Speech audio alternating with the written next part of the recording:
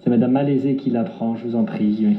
Oui, merci Monsieur le Président de séance. Donc en décembre dernier, dans la précipitation, après un long débat budgétaire sur la base de rapports inscrits en urgence et sans discussion réelle en fait en commission thématique, nous avons dû débattre en quelques minutes des orientations du futur CPER 2021-2027 pour 4,9 milliards d'euros, sans bilan de la mise en œuvre du CPER 2015-2020 qui s'avère avoir des taux d'exécution des crédits bien faibles, sans compte-rendu des discussions qui ont amené à retenir les thèmes stratégiques présentés.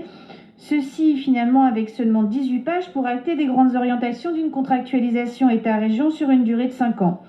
Dans la foulée et encore dans l'urgence, nous avons dû aussi débattre de l'avenant au CPER 2015-2020 sur les transports et la recherche et au CPIUR Vallée de Seine, avec là aussi plusieurs milliers d'euros d'investissement en jeu.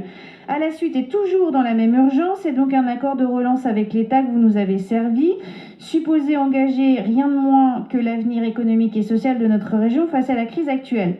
Et compte de la désorganisation et de la précipitation, après l'ajout en dernière minute d'un volet environnemental et énergétique à l'avenant CPER, c'est à présent un additif sur le fonds de soutien au tourisme que vous sortez de votre chapeau. Les méthodes de l'exécutif régional pour examiner des questions aussi importantes, et je vous l'avais déjà dit en mois de décembre, ne sont décidément pas respectueuses du travail des élus régionaux. Elles sont une insulte permanente à la démocratie qu'attendent nos concitoyens. Pire, elles se doublent d'une réelle incompétence dans les procédures à respecter, puisque vous avez omis de convoquer l'avis indispensable du Césaire sur ces rapports au mois de décembre.